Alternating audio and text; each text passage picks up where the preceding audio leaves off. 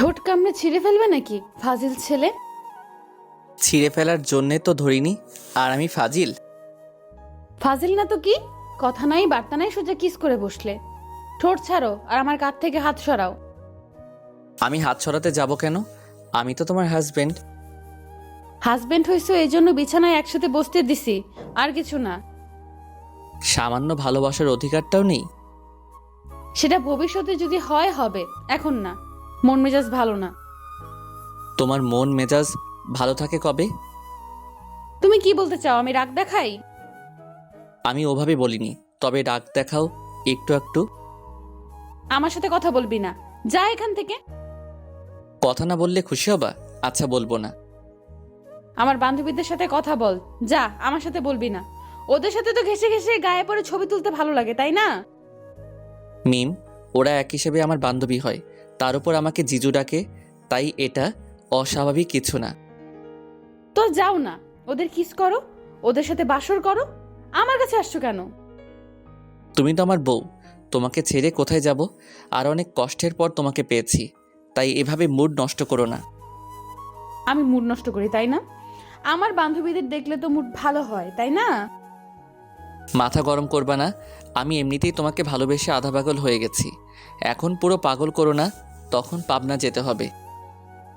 ভালোবাসায় ঝগড়া খুনসুটি এগুলো থাকবেই, আর এসব পেরিয়ে যারা সম্পর্কে পূর্ণতা দান করতে পারে তারাই প্রকৃত অর্থে সার্থক।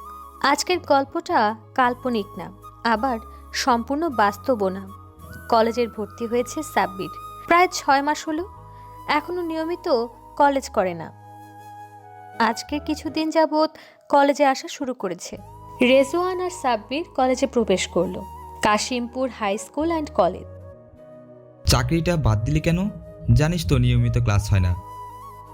ক্লাস করতে হবে রে ভাই, সায়েন্সে অনেক প্যারা, ক্লাস না করলে কিভাবে পাশ করব? গতকাল রাতে জানিস মামা, আমার মামাতো বোনের বিয়ে হয়ে গেছে। কোনটা? যে এইটাকে পছন্দ করতি? ওইটাই, তবে আত্মীয় স্বজনদের মাঝে রিলেশন না করাই ভালো। যদি প্রকৃত অর্থে ভালোবাসতি তাহলে এই কথা বলতি না। ভালোবাসা কোনো বাধা মানে না। তাহলে তুই দোলাকে ছাড়লি কেন? আমি ছাড়লাম কই না তো। যদি ভালোবাসতাম তাহলে না ছাড়তাম, এক পক্ষের ভালোবাসা ছিল। মেয়েটা তো তোকে অনেক ভালোবাসতো। বাদ দে, এখন ক্লাসে চল। রেজওয়ান আর সাব্বির 3 তলায় ইংলিশ ক্লাস করে। গ্রুপ ক্লাসের জন্য যেই ব্যাগ নিয়ে অন্য ক্লাসের উদ্দেশ্যে রওনা হবে, তখনই সাব্বির রাস্তা দেখার জন্যে চোখ ওঠালো, কিন্তু চোখে আর নামলো না। রেজওয়ান সাব্বিরের দিকে তাকিয়ে আছে, কারণ সাব্বির মেয়েদের দিকে তাকায় না তেমন। কিরে মামা, তোর চোখ কই? মাশাল্লাহ। কিরে মাশাল্লাহ মানে? কারে দেখে মাশাল্লাহ বলিস? সাব্বির রেজওয়ানকে টেনে এক সাইডে নিয়ে গেল। কিরে, কি সমস্যা? মামা, প্রেমে পড়ে গেছি। কে? কোন মেয়ে? চিনি না, খোঁজ নিতে হবে। 2 বন্ধু ওই দিনের মতো বাসায় গেল। রাতে সাব্বির খোঁজ নিল মেয়েটার সম্পর্কে। এভাবে 1 সপ্তাহ কেটে গেল। মেয়েটার ফেসবুক আইডি পেল সাব্বির। আইডির নাম তাবাসসুম তাসনিম মিম।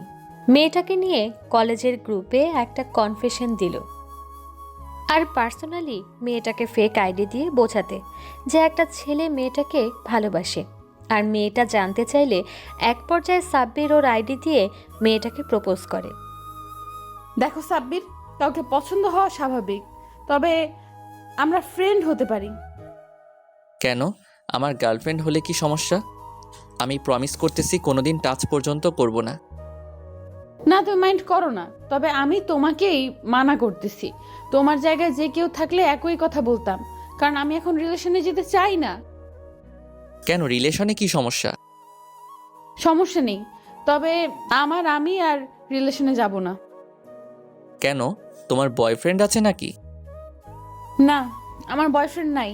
তবে বোঝার চেষ্টা করো, আই এম সরি।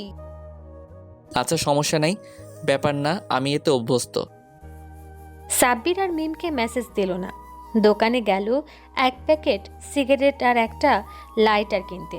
সিগারেট কিনে ছাদে বসে গান শুনতে শুনতে 10টা শেষ করে ফেলল। যদিও সহজ ছিল না, তবুও কষ্টের কাছে কোনো বাধাই বাধা না। ওই দিন কোনোভাবে কাটলো।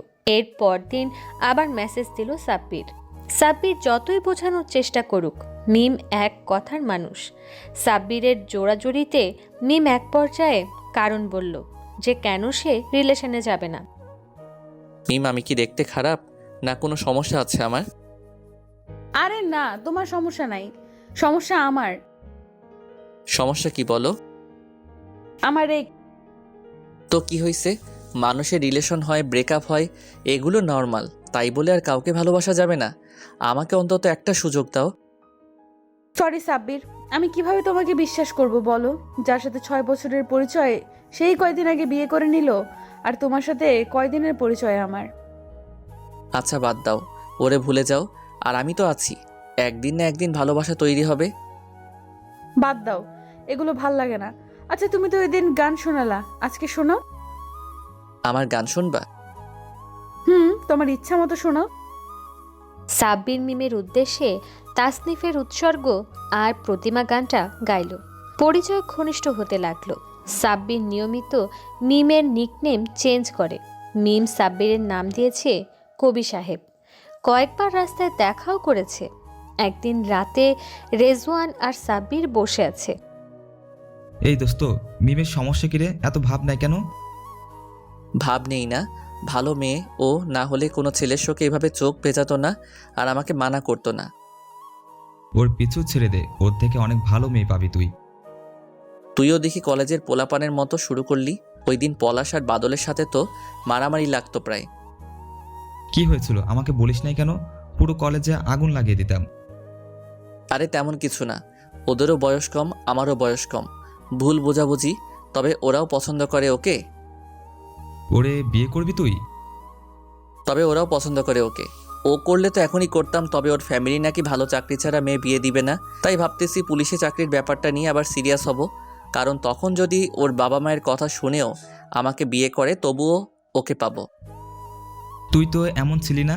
ক্লাস 6 থেকে তোকে চিনি আমি। কোনো মেয়ের পেছনে যাসনি কোনোদিন, কারো ব্যাপারে পরোয়া করিসনি। আর আজকে একটা মেয়ের জন্য ক্যারিয়ার নিয়ে ভাবছিস?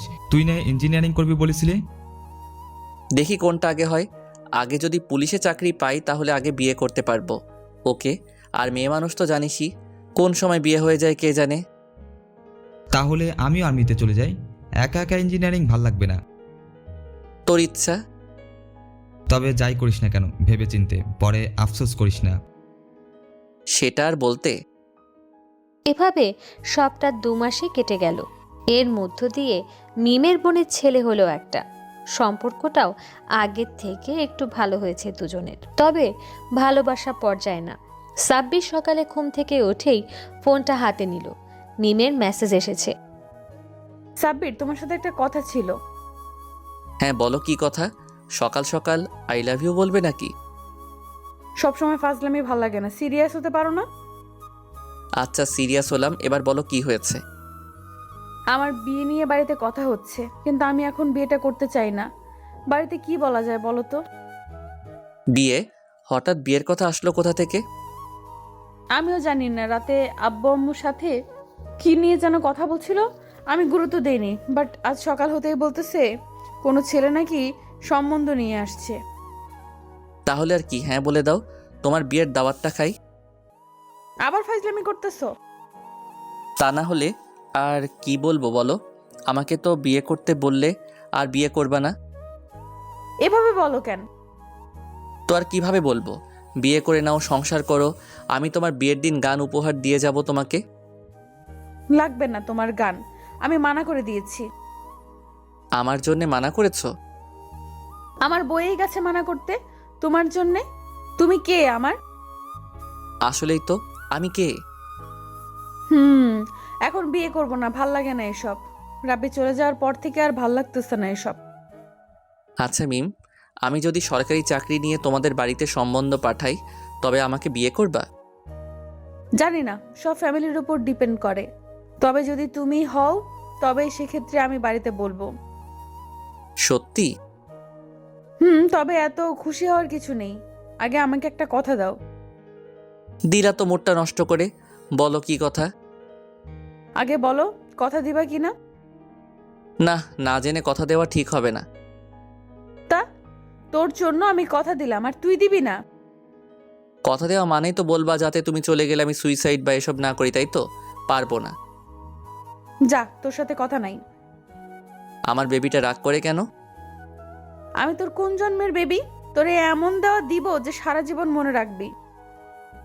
ভুলে গেছিলাম যে আমরা জাস্ট ফ্রেন্ড। এটা যেন মনে থাকে। আচ্ছা মিম, আমি মরে গেলে কান্না করবা? কেন কান্না করব আমি? আর এসব ফাজলামি কথা বললে কথা বলবা না আমার সাথে। ওকে ওকে, কালকে কলেজে আসবা না? দেখি আসতেও পারি, আবার নাও আসতে পারি। রাত্রি 9টা বাজে তখন। হঠাৎ সাব্বিরের ফোনে একটা মেসেজ আসলো। একজন আর্মি মেয়ে ফ্রেন্ড রিকোয়েস্ট পাঠিয়েছে। সাব্বির মিমকে একটু জেলাস ফিল করানোর জন্য স্ক্রিনশট নিয়ে মিমকে পাঠালো আর লিখলো যে ফ্রেন্ড রিকোয়েস্ট অ্যাকসেপ্ট করবে কিনা। মিম রেগে তেলে বেগুনে জ্বলে উঠল। তোর আমাকে কি মনে হয় আমি সরকারি চাকরিওয়ালা ছেলেদের পেছনে ঘুরি? আমাকে আর মেসেজ দিবি না। অনেক অপমান করলি, এগুলো আশা করি নাই। আরে শোন তো, রাগ দেখানোর কি আছে? জাস্ট ফ্রেন্ড রিকোয়েস্টই তো। আর অপমান কোথায় করলাম? আচ্ছা আমার ভুল হয়েছে, সরি। এর পরের দিন মিমের সাথে সাব্বির কথা বলল না। কলেজে গিয়েও মিমকে অ্যাভয়েড করলো। আর বাড়িতে এসে দেখলো মিম ওর নেম রিমুভ করে দিয়েছে। সাব্বির মেসেজে লিখলো যে আর অহেতুক তাকে বিরক্ত করবে না। যেদিন যোগ্য হতে পারবে সেদিন সামনে এসে দাঁড়াবে। এভাবে 10 মাস কেটে গেছে। গতকাল সাব্বিরের ট্রেনিং শেষ হলো পুলিশের। আজকে বাসায় ফিরবে সাব্বির।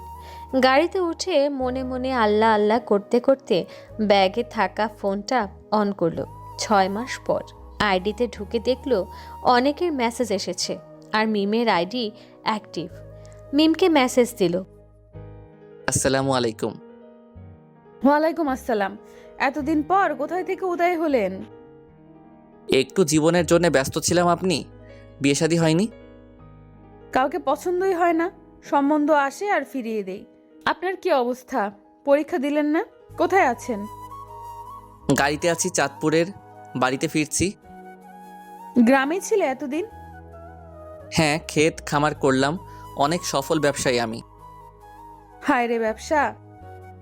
তোমাদের বাড়িতে আসতেছি, সন্ধ্যায় রেডি থেকো। আমাদের বাড়িতে কেন? বিয়ের সম্বন্ধ নিয়ে।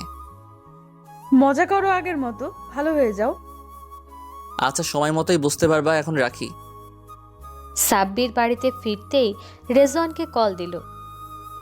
শালা 6 মাস পর কথা, কই তুই? বাসায়। কই তুই? রুবেল ভাইয়ের চায়ের দোকানে আয়। আসতেছি, তুই আস আগে। কিছুক্ষণ পর রেজওয়ান চলে এলো। দুজনেই দুজনকে দেখে থমকে আছে। দুজনেরই আর্মি কাটিং চুল। মামা, আমার পুলিশে চাকরি হয়েছে। আমারও আর্মিতে চাকরি হয়েছে। দুইজনেরই চাকরি? শালার মেয়ের বাবারা তো সব পাগল হয়ে যাবে। তোর মিমের কি খবর? মিমের খবর হবে সন্ধ্যাবেলা, তুইও যাবি সাথে। আজকে বিয়ের প্রস্তাব দেব। সন্ধ্যাবেলা মিমদের বাড়ির সামনে গাড়ি থামলো একটা। সাব্বির আর ফ্যামিলি আর রেজওয়ানকে নিয়ে এসেছে। মিমের আব্বুকে আগে থেকে বলা ছিল, তাই একটা ফোন দিয়ে ভেতরে প্রবেশ করলো সাব্বির। দরজা খুলে দিল মিম। সাব্বির তুমি? তো আর কে থাকবে? না মানে এ সময়? বিয়ের প্রস্তাব দিতে এসেছি, বাইরে দাঁড় করিয়ে রাখবা? আচ্ছা আসো ভেতরে। মিম সাব্বিরের দিকে তাকিয়ে আছে। ছোট চুলে ভালো দেখায় না সাব্বিরকে। সাব্বির মিমের আব্বুর সাথে কথা বলল, আম্মুর সাথে কথা বলল। প্রথমে একটু দ্বিধা পোষণ করলেও রাজি হয়ে গেলেন। 1 মাস পরেই বিয়েটা হয়ে গেল দুজনের। বর্তমান। এই আমার গায়ে হাত দিবে না, শরীর ভালো না আমার। তাহলে জড়িয়ে ধরি, ঘুমিয়ে থাকি। এত সোজা নাকি? আরে ভাই, 6 মাস গাদার খাটুনির মতো ট্রেনিং থেকে ফিরলাম, একটু ভালোবাসা দিবে তা না আরও ভাব দেখাচ্ছ? আমি ভাব দেখাই? তোমাকে আজকে আমি কি করব? সাব্বির ছাড়ো, সুরসুরি লাগতেছে। আজকে ছাড়ার জন্য ধরিনি তো, আমাকে বাধা দিয়ে লাভ নেই কোনো। সকালে বোঝাবো তোমাকে, এখন কিছু বললাম না, তবে আসতে। নিয়মিত গল্প শুনতে পেজটি ফলো করুন ও চ্যানেলটি সাবস্ক্রাইব করুন।